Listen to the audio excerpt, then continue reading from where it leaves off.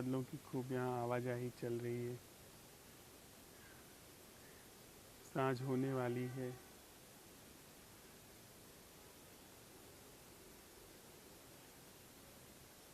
और पहाड़ों की तलहटी में बैठ करके हम लोग साथ साथ चलते हुए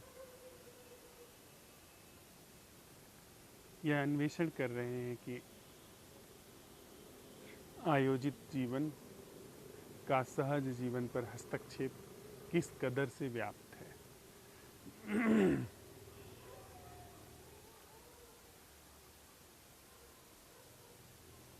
एक छोटी सी परी कथा है इंग्लैंड की।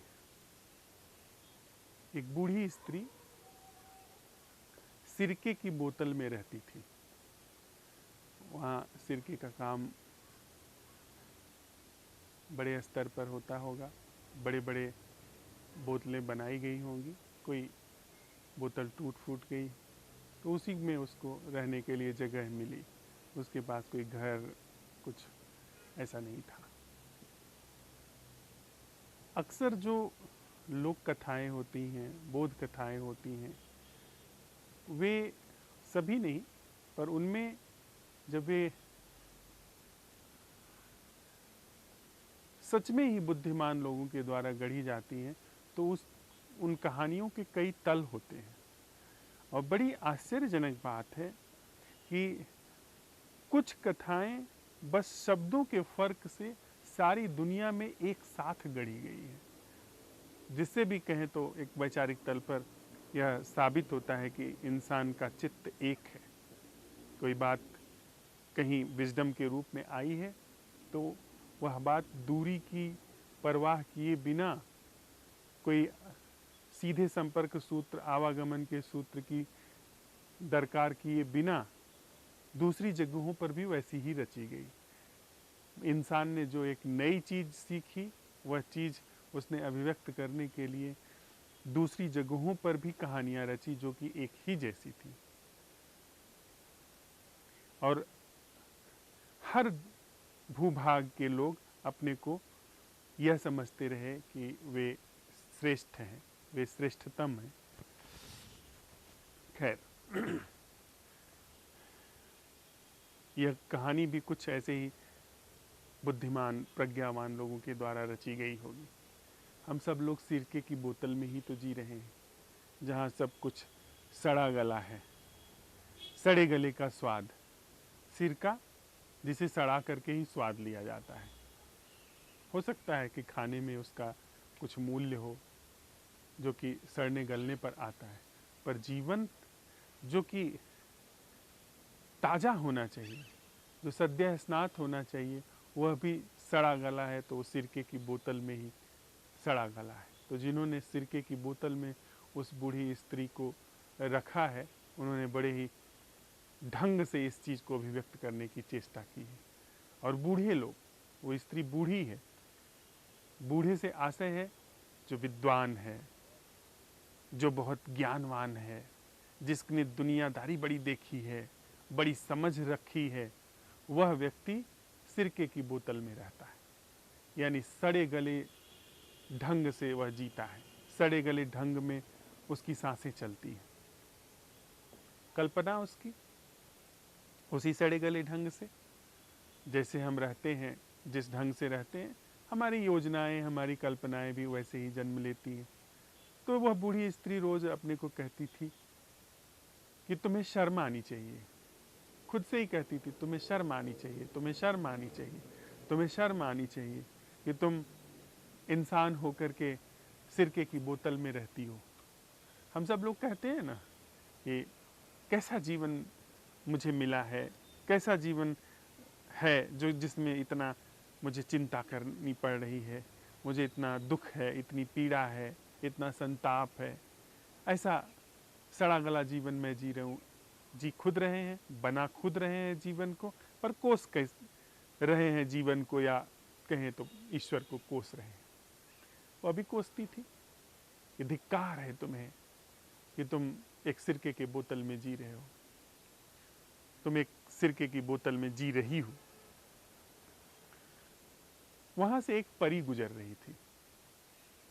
उसने जब उसकी बात सुनी तो उसे बड़ी दया आई। उसने कहा कि बताओ तुम्हें क्या कष्ट है।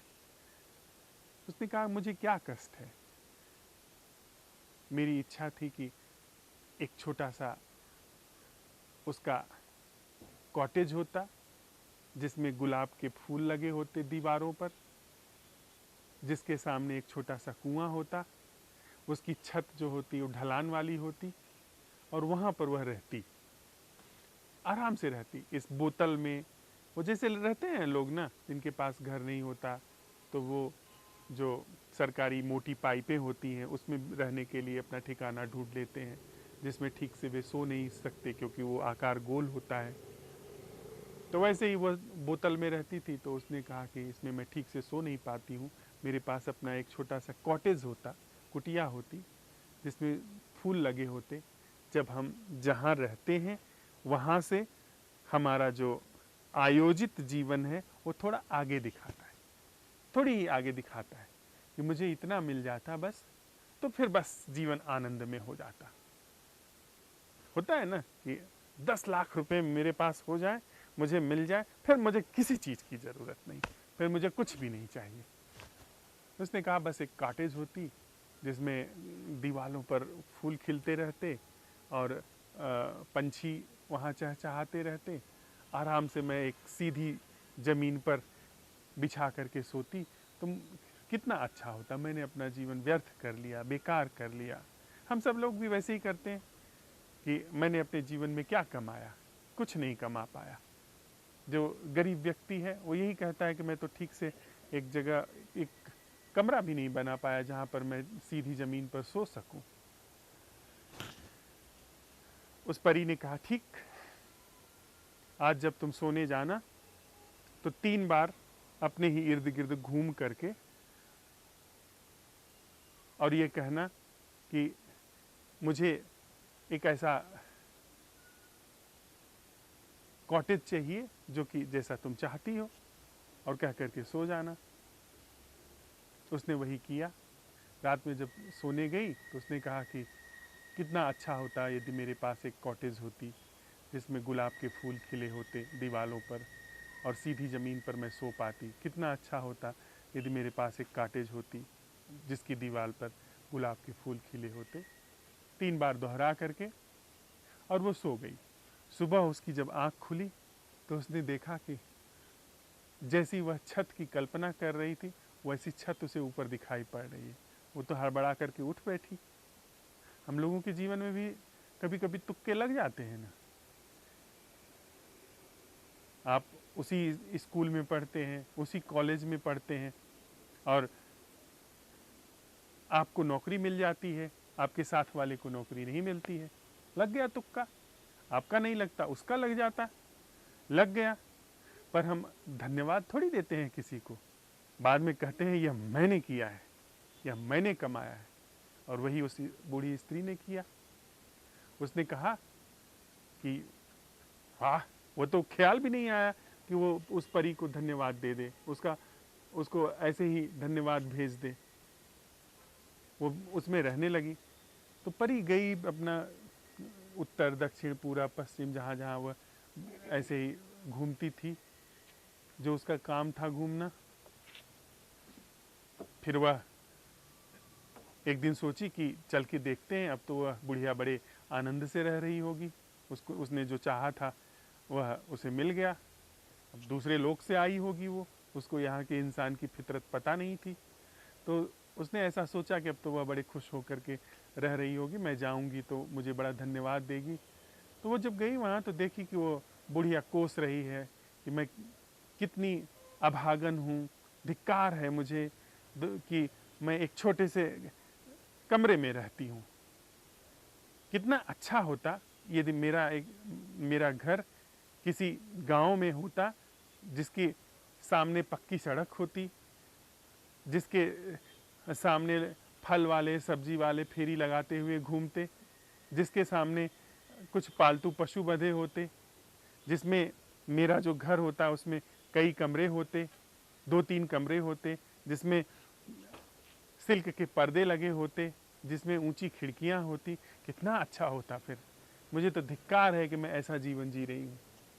होता है ना कि जैसे ही मुझे जो हमें जो मिल जाता है वो हम भूल जाते हैं, हमारी नज़र आगे बढ़ जाती है। वो होता तो हमारे जीवन में खुशी हो जाती। जबकि इसके पहले जहाँ से चले थे वहाँ यही सोच करके चले थे कि अगर यह चीज़ मिल जाती जहाँ पर अभी हैं तो खुशी मिल जाएगी। खुशी तो सड़क करके कहीं और चली गई। वह तो रेगिस्तान में जो मृगमरीचिका जैसी स्थिति होती है वैसी हो गई। तो उसने परी आई और उसने देखा तो उसने कहा कि क्या तुम अभी खुश नहीं हो? मैंने कहा क्या खुश हूँ, कितना दुर्भाग्य है मेरा कि मैं एक छोटे से कमरे में रहती हूँ। ऐसा ऐसा घर होता तो बहुत अच्छा होता। तो उसने कहा ठीक है, जो तुम चाहती हो यही दोहरा करके 3 बार सो जाना, सुबह देखना। और उसने वही किया। रात में उसने दोहराया 3 बार, तुक्का लग गया। और सुबह जब उसने देखा खुद को तो पाया कि एक वह गांव में, जहाँ पर सामने पक्की सड़कें बनी हुई हैं, लोग आ जा रहे हैं, फेरी वाले ज़रूरत की चीज़ें बेच रहे हैं, और घर जो है वो सुनहरे पर्दों से, ज़रूरत की चीज़ों से सब भरा हुआ है, किसी चीज़ की कोई दिक्कत नहीं है। वहाँ पर उसने खुद को पाया। वह तो बड़ी खुश हुई और परी यह कह करके फिर अपना चली गई वहाँ से। कुछ दिन बीता, फिर परी को ख्याल आया कि चल के देखूं, ये अब तो बड़ी खुश रह रही होगी।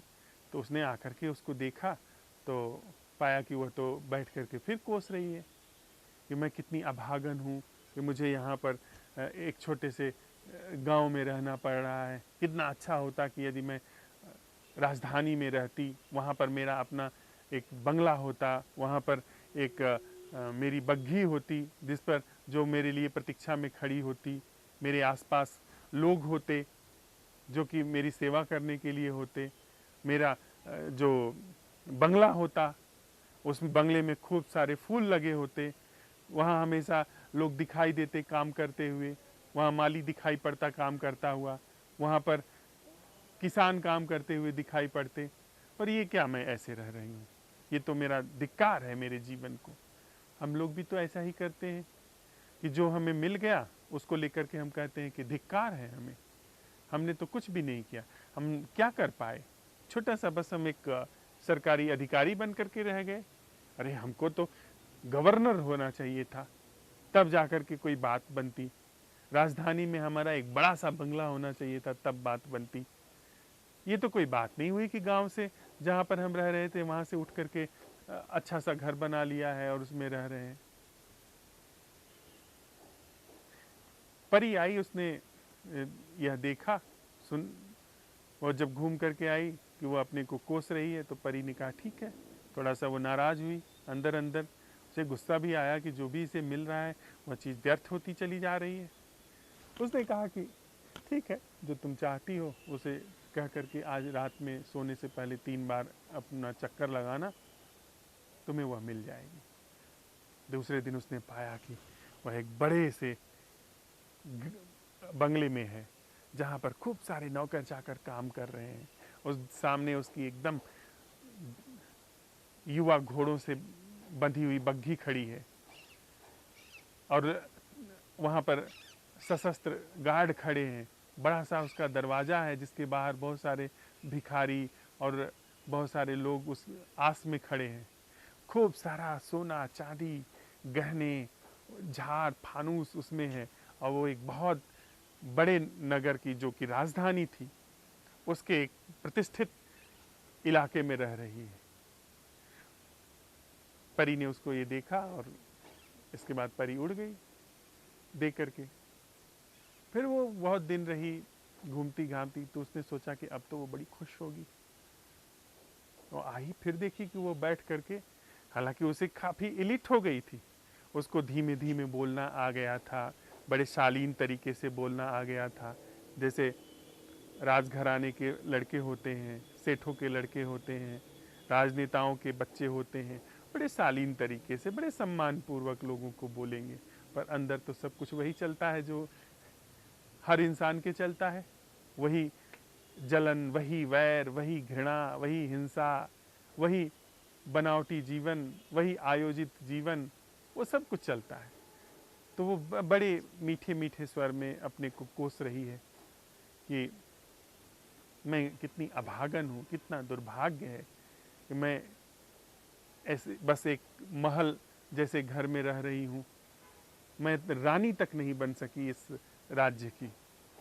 मेरी काबिलियत ऐसी है, हमको दंभ हो जाता है ना कि मैं जहाँ से चला था वहाँ तक अपने बल पर आया हूँ। तो अभी तो मेरी क्षमता और थी, मेरी काबिलियत और थी, मुझे तो क्वीन होना चाहिए, मुझे तो रानी होना चाहिए, साम्राज्ञी होना चाहिए इस पूरे राज्य की। हम लोग यही सोचते हैं कि मेरे पास तो क्षमता है, मैं तो ऐसा कर पाया हूँ, और नहीं इस क्षेत्र में तो फिर अब दूसरा क्षेत्र, धर्म है, अध्यात्म है, मोक्ष है, निर्वाण है, आत्मज्ञान है, मुक्ति है, स्वर्ग है, ये सब कुछ। तो अब मुझे कम से कम उसमें सफलता मिले। जैसे मैं इस क्षेत्र में सफल हुआ हूँ वैसे उस क्षेत्र में भी सफल हो जाऊंगा अपने उद्योग से। इसमें यह क्या है, यह तो सब व्यर्थ है, यह तो सब बनावटी है, आयोजित है। तो फिर उसने वही करना शुरू किया, कोसना शुरू किया। अब परी आई, वो बहुत नाराज हुई, अंदर अंदर गुस्से से भर गई। उसने कहा कि अब क्या बात है तुम्हें? तो उसने कहा मैं एक रानी तक नहीं बन पाई। बहुत गुस्से में आई वो परी, लेकिन उसने कहा ठीक है, जो तुम चाहती हो वही दोहराना, सोने से पहले जो तुम चाहती हो मिल जाएगा।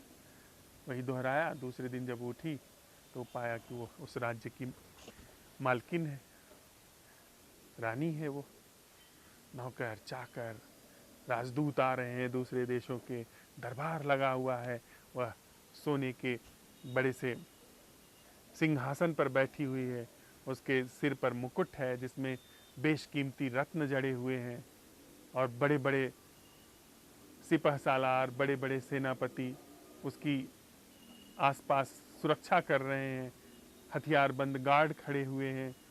उसने यह सब देखा और बस वो बहुत खुश हुई, बहुत उसको मजा आया, बहुत आनंदित हुई। परी यह देख करके फिर अपना चली गई। कुछ समय और बीता, फिर परी ने सोचा कि अब तो वह निश्चित रूप से खुश होगी। वह आई तो देखा कि वह अपने बड़े से कक्ष में, अपने महल के एक जगह बैठ करके आंसू बहा रही है। उसने पूछा, अरे अब क्या हुआ, अब तुम्हें क्या चाहिए?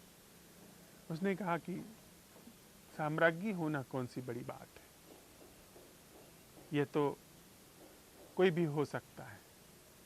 कितना अच्छा होता यदि मैं पोप होती, जिससे सारी दुनिया का जो सबसे बड़ा पद है, सारी दुनिया के लोग, उस समय पोप सबसे बड़ा पद माना जाता था, कि सारी दुनिया के राजा उसके चरणों पर दंडवत करते। वह पोप होती तो अच्छा होता। मेरा तो कोई अधिकार ही नहीं है, मैं बस इस छोटे से राज्य की रानी हूँ, इस सारी दुनिया पर तो कोई और राज्य कर रहा है, मेरा तो जीवन व्यर्थ गया, बेकार गया।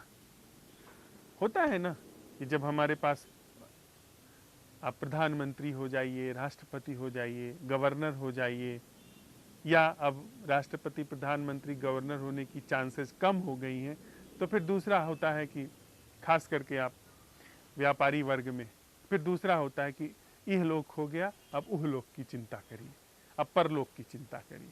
परलोक में फिर स्वर्ग चाहिए, यहाँ 1 देंगे वहाँ 10 मिलेगा, यहाँ 10 देंगे वहाँ 100 मिलेगा। फिर वे सारे गणित बैठने लगते हैं। फिर मोक्ष चाहिए, वैकुंठ चाहिए, कयामत के बाद सबसे ज्यादा जो ईश्वर के करीब होगा वह व्यक्ति होना चाहिए, मुझे स्वभाव चाहिए, पुण्य चाहिए, या फिर थोड़ा सा और समझदार है तथाकथित रूप से तो निर्वाण चाहिए, बुद्धत्व चाहिए, ध्यान चाहिए। वह सब कुछ हिसाब किताब, वह सब तो अब व्यर्थ हो गया। वो पहले से ही व्यर्थ था, बस आप वहां गए नहीं थे उसकी व्यर्थता जांचने के लिए। पहले से प्रधानमंत्री राष्ट्रपति का पद व्यर्थ है, बस वहां जाकर के जांच नहीं पाए हैं हम। 10 लाख हो, 100 लाख हो, या 100 करोड़ हो, वो पहले से व्यर्थ है। वो जीवन पर लागू नहीं होता। हाँ, जांच नहीं पाए हैं वहां जाकर के हम। जो लोग जांच रहे हैं वहां पर, जो लोग वहां पर उपस्थित हैं, वो कहीं और जांचना चाहते हैं। इतना फर्क है। उस परी ने कहा, ठीक है, जो तुम चाहती हो वही होगा। और वहीं से कथा मोड़ लेती है। बड़े व्यंग्यात्मक तरीके से फिर उस परी ने उसके साथ किया। उसने कहा, जो चाहती हो तुम वही वही हो, तुम यही दोहराना। उसने दोहराया और जब सुबह उठी तो उस सिरके की बोतल में उसकी आंख खुली। जो चित्त चाहने की, मांगने की भाषा में अब धर्म चाहने लगा, उसकी आंख वहीं खुलती है जहां सिरके की बोतल है। धर्म चाहने का विषय नहीं है, अध्यात्म चाहने का विषय नहीं है। जो चित्त चाहता चाहता चाहता चल रहा है, जिसके लिए लक्ष्य है समाधि, जिसके लिए लक्ष्य है निर्वाण, वह तो कभी सफल नहीं हो सकता। वह तो वही राजनीतिक चित्त है, वही आयोजित चित्त का लक्षण है जो अब तक यहाँ हर जगह पर असफल होता आया है। वह जाकर के वापस सिरके की बोतल में उसकी आंख खुलती है। जितने धर्म गुरु हैं बाहर से वो कैसे भी दिखाई पड़ते हो, पर भीतर वो सिरके की बोतल में जी रहे हैं।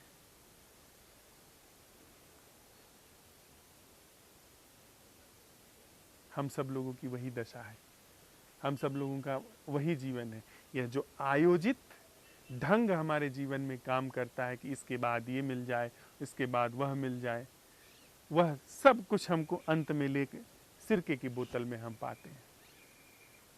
जिस तरह से हम जीते हैं उस तरह से अगला लक्ष्य तो कभी नहीं आता। हाँ, मृत्यु आ जाती है।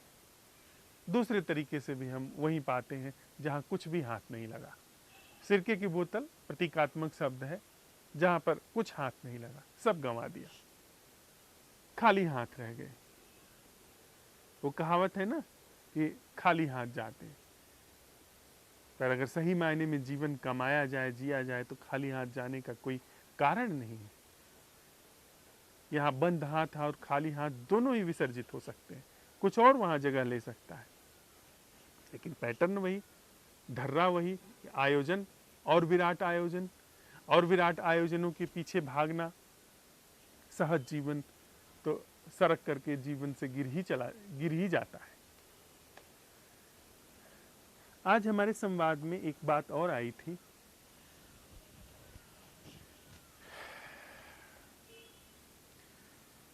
कि मैनेजमेंट में जब मैनेजमेंट की पढ़ाई होती है तो उसमें पहली चीज नीड, दूसरी चीज वांट, जो स्टेप्स बताए जाते हैं कि एक सफल जीवन के लिए क्या क्या होना चाहिए। पहले हम जरूरत पूरी करें, जब जरूरत पूरी हो जाती है तो वांट, जरूरत पूरी हो गई, तन ढक गया, भोजन मिल गया, रहने को घर मिल गया, तो इसके बाद वांट का नंबर आता है। वांट कि जो घर हो और सजाया जाए, कपड़े हों और ब्रांडेड हों, जूते हों बहुत सारे हों, तो फिर वांट। उसके बाद फिर डिजायर, डिजायर फिर कुछ पद हासिल करने की, कोई ओहदा हासिल करने की, नाम कमाने की, फिर वो डिजायर जगह लेती है। फिर उसके बाद जो सामाजिक एटिकेट है, सोशल एटिकेट, उसकी जगह आती है कि फिर आप अंबानी होइए, फिर आप किसी देश के राष्ट्राध्यक्ष होइए, और फिर उसमें जो ऐंठ आती है कि कैसे आपने एक बड़े उद्योगपति को, उद्योगपति आप हैं और कैसे बड़े उद्योगपति को आपने धूल में मिला दिया, वह दंभ। कैसे एक आपने तिकड़म से एक बड़े राजनेता का पूरा करियर चौपट कर दिया। अब वहां पर न तो नीड है, न तो वांट है, न तो डिजायर है, और न तो और कुछ है। उसके बाद सोशल एटिकेट के बाद तब आती है पीस। रखा है प्रबंधन में, पर सबसे लास्ट में पीस रखा है। इस पूरी चरण को, इस क्रमबद्ध चरण को हम लोग जब साझा कर रहे थे आपस में, तो उसमें एक बड़ी महत्वपूर्ण बात आई, जो कि हम लोगों ने पहले भी उसे समझा है, पर प्रासंगिक रूप से उसे मांझना मौजू है, जो सिकंदर और डायनीज के संदर्भ में है। सिकंदर से भी डायनीज ने यही बात पूछी जब सिकंदर उससे मिलने गया, वह भारत आ रहा था। तो सिकंदर ने पूछा कि मैं जा रहा हूं भारत, तुम्हारे लिए कुछ ले आऊं? वो भी हमारे साधु सन्यासी से मिलने जाना, वह भी एक हिस्सा है।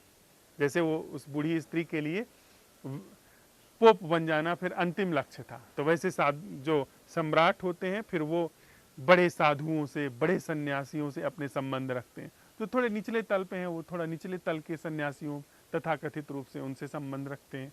वो बताते हैं कि फला आश्रम में दास की ही सेवा है, पर असल में वो ये कह रहे होते हैं, उनकी आंखें, उनके चेहरे के भाव ये कह रहे होते हैं कि फला आश्रम में मेरे द्वारा पाले जा रहे हैं, मैं पाल रहा हूं,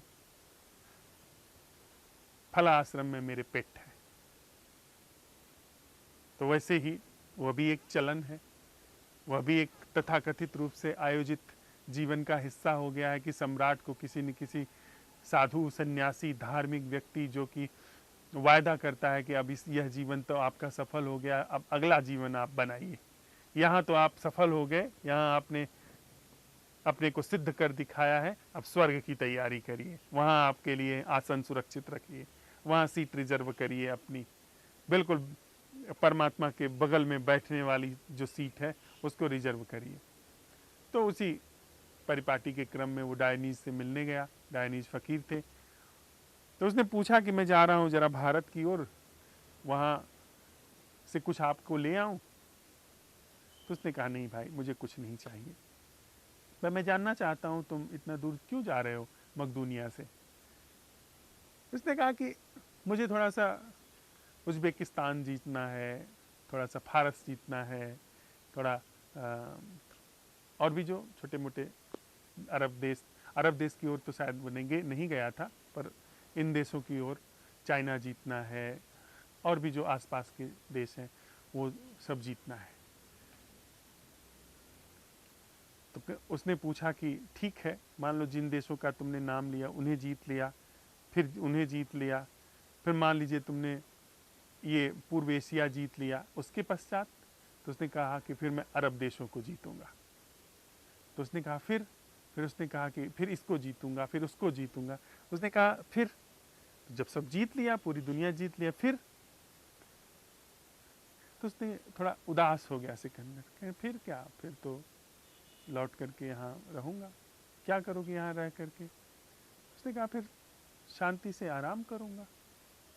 डायनीज ने कहा तो आराम करने के लिए देखो कितना नंग धड़ंग वो दरिया के तट पर लेटा हुआ था, देखो यहाँ तो काफ़ी जगह है आराम से रहने के लिए। कहते हैं कि सिकंदर को वह बात जची, उसने कहा कि बात आप ठीक कह रहे हैं, लेकिन मैं अब रुक नहीं सकता बिना जीते। डायनीज ने कहा कि अगर तुम अभी नहीं रुक सकते हो, अगर तुम्हें शांति अभी नहीं चाहिए, तो यह सिद्ध करता है कि तुम्हें शांति कभी नहीं चाहिए। शांति जब भी जीवन में आती है, अभी आती है, शांति आयोजन से नहीं आती है। आयोजित चित्त कभी भी शांति को उपलब्ध नहीं हो सकता है। जिस चित्त में आयोजन की प्रक्रिया चल रही है, उस चित्त में कभी भी जो अनायोजित है वह नहीं घट सकता। अनायोजित का हम आयोजन नहीं कर सकते हैं, वहां से वहां कोई रास्ता जाता ही नहीं। यह जो हमने क्रम बनाया है कि इसके पश्चात यह हम नीड से शुरू करेंगे, और बड़ी मजे की बात है, डायनीज हम लोगों के जीवन पर करारा व्यंग है। उसने जीवन ऐसा जिया है जो कि करारे व्यंग की तरह है। डायनीज ने यह निश्चित रूप से कहा और उसने अपने जीवन से सिद्ध किया कि जो सम्यक जीवन है वह नीड की भी दरकार नहीं करता है, उसको नीड की भी नहीं चिंता है। और डायनी जैसे जीता भी था। उसने एक बार एक कुत्ते को दरिया में पानी पीते देखा। पहले वो एक पात्र रखता था जिसमें खाने के लिए चीजें रख करके खाता था, पानी पीता था उस पात्र से। उसने कुत्ते को देखा, उसने वह पात्र भी फेंक दिया। कहा कि जब कुत्ता पी सकता है तो मैं भी पी सकता हूं, क्यों इतनी झंझट रखनी अपने पास। नीड तक की भी उसको चिंता नहीं थी। पर इतना हमारे अंदर जीवन के प्रति, वह जो सहज जीवन है उसके प्रति ऐसी श्रद्धा हो हमारे जीवन में, और जो भयग्रस्त चित्त है उसका इस तरह से अंत हो, अवसान हो, तब तो यह बात हमारे जीवन पर लागू हो सकती है। हमने तो बिल्कुल सीढ़ी बना करके रखा हुआ है कि पहले हम नीड पूरी करेंगे फिर अंत में पीस तक जाएंगे।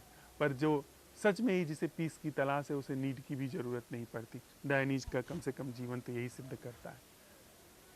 हम लोग जो यह साथ साथ चलते हुए सहज जीवन पर आरोपित आयोजित जीवन का जो परीक्षण कर रहे हैं,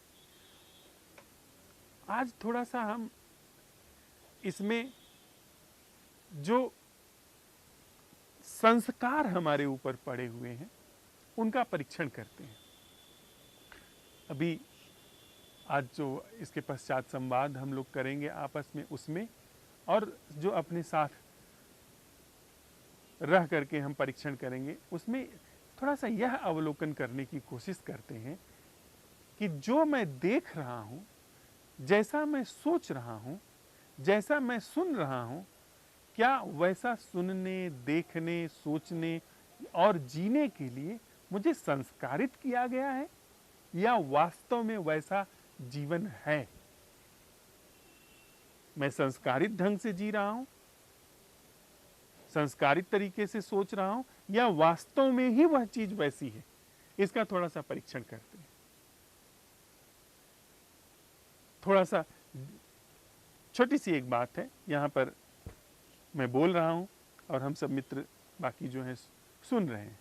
इस सुनने में यदि हम ठीक से परीक्षण करें तो पाएंगे कि संस्कारित रूप से, यदि आयोजित रूप से यदि हम सुन रहे हैं तो हमारे अंदर एक स्थायी रूप से भय काम कर रहा है।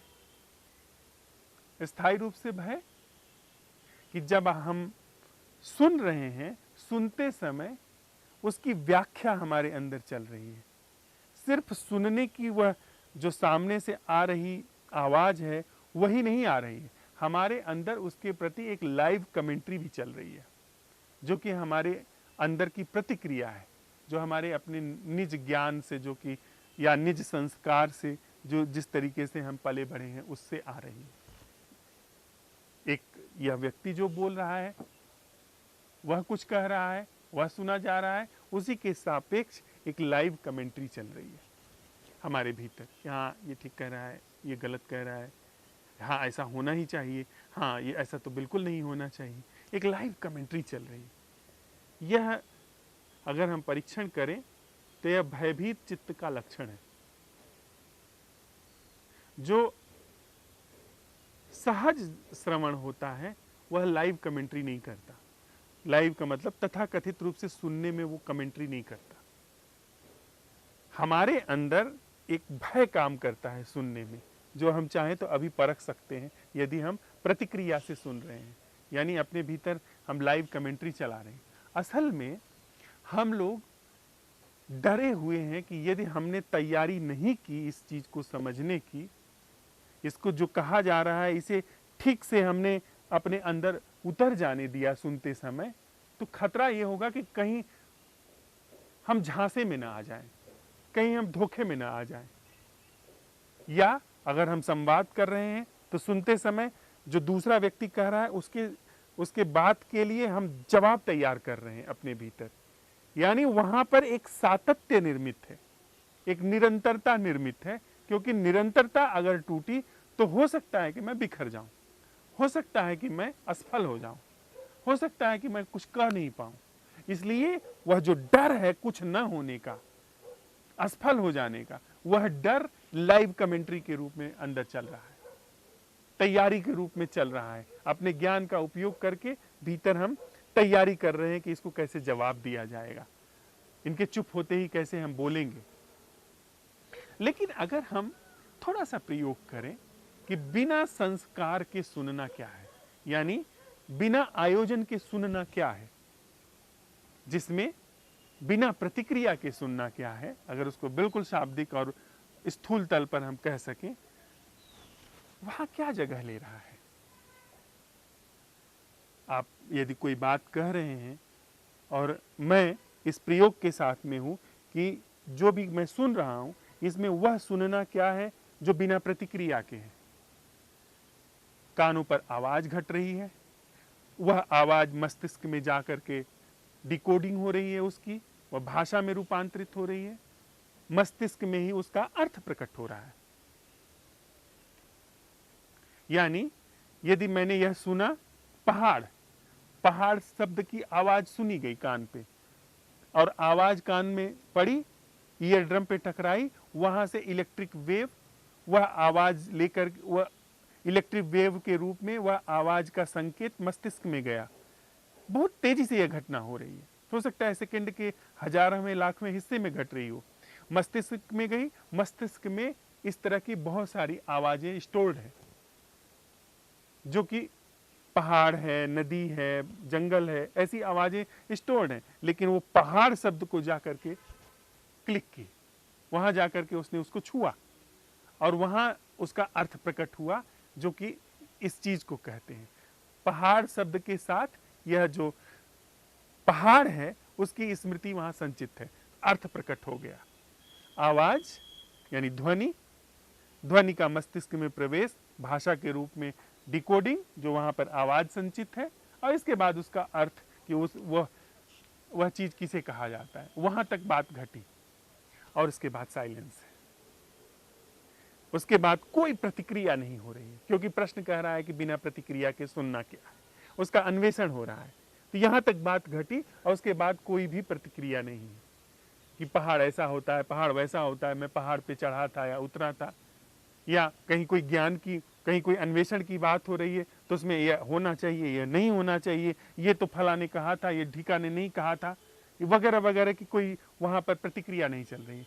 तो वहां सुनने में क्या घट रहा है, वहां सुनने में वह क्षेत्र तो सक्रिय है, मस्तिष्क का, शरीर का जो प्राकृतिक हिस्सा है, नेचुरल है, वह सक्रिय है।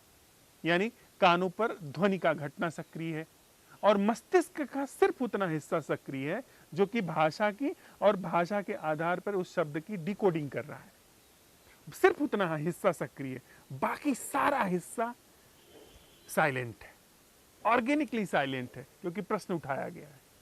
वहां पर साइलेंस है, और साइलेंस के साथ साथ स्पेस है, स्पेस के साथ साथ अवेयरनेस है, और अवेयरनेस के साथ साथ वहां पर ज्ञान के अतिरिक्त कोई entirely different kind of thing काम कर रही है, जिसे अगर हम कहें तो विजडम, बुद्धिमत्ता। बुद्धिमत्ता जब भी जीवन में जगह लेती है, वह जागरण, शांति, स्पेस, इसके साथ जगह लेती है। अवेयरनेस उसका मूल ढंग है। जो हमारे अंदर यह बात है ना कि मुझे अंतर्दृष्टि हो गई है, ये अंतर्दृष्टि नहीं है। मुझे अंतर्दृष्टि हो गई है कि ये मैं है, ये मन का क्षेत्र है, ये अंतर्दृष्टि नहीं है। अंतर्दृष्टि का मतलब है जो सच्ची अंतर्दृष्टि है, जो माइंड की अंतर्दृष्टि नहीं है, वह अंतर्दृष्टि सदा ही अवेयरनेस के साथ आती है, उसमें सजगता अनुस्यूत है।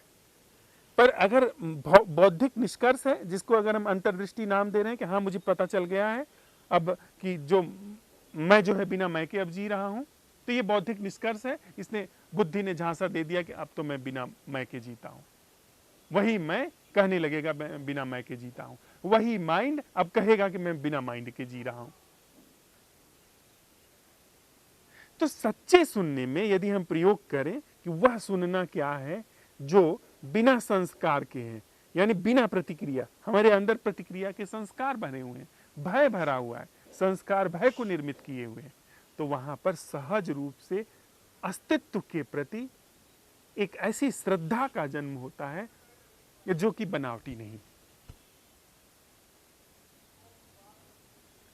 ऐसी किसी चीज का जन्म होता है जो नैसर्गिक है। हम लोगों ने श्रद्धा का बड़ा ही गलत अर्थ निकाला है। श्रद्धा का वह अर्थ नहीं है कि किसी चीज को मान लेना, किसी चीज को बस स्वीकार कर लेना, जो एक तथाकथित रूप से हम लोग कहते हैं ना, बस जो है जैसा है उसे स्वीकार कर लो, यह श्रद्धा है, परमात्मा पूरा कर देगा। यह तो हम बने ही हुए हैं और अपने अनुकूल अब परमात्मा को नौकर बना रहे हैं कि वह ठीक है, वह हमारे हिसाब से चीजें जुटा दे। वो तो बड़ी कुटिल चाल हो गई कि हमारे हाथ तो छोटे छोटे हैं, परमात्मा के हाथ दे दो, परमात्मा के हाथ बड़े लंबे लंबे हैं, वो हमारे हिसाब की चीजें पूरी कर देगा, वो हमारे हिसाब की चीजें जुटा देगा। वह श्रद्धा नहीं है। श्रद्धा वह है जहां पर अवेयरनेस ऑर्गेनिक रूप से है। यानी जब हमने यह सवाल उठाया कि वह सुनना क्या है जो संस्कारित नहीं है, अर्थात वह सुनना क्या है जो प्रतिक्रिया का नहीं है, तो उसमें प्राकृतिक रूप से शारीरिक शरीर का यह हिस्सा सक्रिय है जहां पर आवाज आ रही है, मस्तिष्क का वह हिस्सा सक्रिय है जो कि फैक्चुअल है, जिसमें शब्द की और अर्थ की डिकोडिंग हो रही है, लेकिन प्रतिक्रिया कोई नहीं चल रही। माइंड सक्रिय नहीं है, ब्रेन बस थोड़ा सा सक्रिय है, माइंड बिल्कुल भी शांत है, उसका साइकोलॉजिकल पहलू बिल्कुल सक्रिय नहीं है। यानी वहां पर बिना भय के श्रवण हो रहा है। पहली बार अगर ठीक से हम सुनने तो सुनने में ही हमको अभय का स्वाद पता चलेगा कि जीवन बिना भय के भी जिया जा सकता है। श्रवण में ही स्वाद पता चल जाएगा कि जीवन बिना भय के हो सकता है। यानी हमारे अंदर जो दूसरा बोल रहा है उसकी कोई तैयारी नहीं चल रही है जवाब देने की, यानी कोई निरंतरता नहीं है। सजगता निरंतरता में नहीं होती है, सजगता कोई निरंतरता नहीं है, सजगता निरंतरता का अंत है। सजगता किसी भी तरह के सातत्य से मुक्त है। सातत्य है तो पीछे से भी जुड़ा है और आगे से भी जुड़ा है, लेकिन जो अवेयरनेस है वह किसी न पीछे से जुड़ी है, न आगे से जुड़ी है, न यहां से जुड़ी है, न वहां से जुड़ी है। ये सारी चीजें जो है वो मन की क्रियाकलाप है, माइंड की क्रियाकलाप है। तो अगर हम इस प्रश्न के साथ सुन रहे हैं कि वह सुनना क्या है जो बिना प्रतिक्रिया के है, तो वहां पर ऑर्गेनिक रूप से अवेयरनेस है। ऑर्गेनिक रूप से माइंड से क्रिएटेड स्पेस नहीं है, वहां रियल एक्चुअल नैसर्गिक स्पेस है। वहां माइंड के क्रिएटेड जो सुझाव देके कि अब मुझे शांत होना है, मैं शांत हो रहा हूं, वह शांति नहीं। वहां पर वह शांति है जो ऑर्गेनिक है, जो नैसर्गिक है, जो जीवन जो अस्तित्व में व्याप्त है, वह वहां पर शांति है। और साथ ही साथ वहां निरंतरता का भंजन है, वहां कोई निरंतरता काम नहीं कर रही। इसके बाद वहां सहज रूप से वह प्रज्ञा जगह लेती है जो माइंड मेड नहीं है। जिस प्रज्ञा से यह बादल हैं, जिस प्रज्ञा से ये वृक्ष हरे हैं, इनमें प्राण है, जिस प्रज्ञा से इस पूरे अस्तित्व में इंसान है, जिस प्रज्ञा से यह पूरा अस्तित्व जो है वह सुव्यवस्थित रूप से काम कर रहा है, वह प्रज्ञा जगह लेती है वहां पर। फिर वह प्रज्ञा जो सुना गया है, जो बात कही गई है, जो बात सुनी जा रही है, उसका फिर ज्ञान का उपयोग करके फिर वह उसको स्वीकार करती है या अस्वीकार करती है। यदि वह कोई कंटेंट ऐसी है जो कि स्वीकार करने योग्य है या नहीं, अन्यथा सुनने में ही अभय का जन्म हो गया, सुनने में ही मुक्ति घट गई। सुनने की कला, दूसरा क्या कह रहा है वह बात गौण है, सुनने की क्रिया में ही मुक्ति का शुभारंभ होना शुरू हो गया। और जो फैक्चुअल कंटेंट है वो फैक्चुअल कंटेंट सुनी गई है, उसकी अच्छी तरीके से समझ अर्थ प्रकट हुआ है मस्तिष्क में, और उस पर यदि वह awareness, intelligence, silence, space and without continuity अगर जीवन पर लागू होती है तो जीवन पर एडमिट हो रही है, अन्यथा वो वहीं की वहीं छट जा रही है। तो यदि आप ठीक से सुने, सिर्फ आप नहीं, यदि वहां पर ठीक से कहीं हम श्रवण को उपलब्ध हो जाए, जीवन श्रवण को उपलब्ध हो जाए, तो हमें किसी भी को पूछने जाने की जरूरत नहीं है। श्रवण मात्र में ही जो वास्तविक है वो जीवन का हिस्सा हो जाता है, हमें लागू करने की भी जरूरत नहीं पड़ती है। कोई गाली देगा तो वह जीवन में नहीं लागू होगा, कोई प्रशंसा करेगा तो वह जीवन में लागू नहीं होगा, महत्वाकांक्षा की कोई बात बताएगा तो वो जीवन पर लागू नहीं होगी, उसके लिए गहरा प्रमाद चाहिए। चिंता की कोई बात होगी तो वो लागू नहीं होगी। वैर का, प्रतिस्पर्धा का, वैमनस्य का, घृणा का कोई भी कंटेंट आएगा तो एडमिट नहीं होगा। वह स्पेस, इंटेलिजेंस, अवेयरनेस, साइलेंस, इन सारी चीजों को एडमिट ही नहीं करेगा। तो वहां पर मैं नहीं काम कर रहा है, वहां पर ज्ञात काम नहीं कर रहा है, वहां पर कुछ और काम कर रहा है जो जिसके लक्षण अवेयरनेस है, जिसकी लक्षण इंटेलिजेंस है। तो मुझे इस बैठक में इतना निवेदन करना था। अब जो भी हम लोगों ने यहाँ पर साझा किया है, जो भी हमारे श्रवण में और संभाषण में आया है, उसके साथ थोड़ी देर बैठते हैं। इसके बाद हम आगे संवाद में और अवलोकन परीक्षण में प्रवेश करेंगे।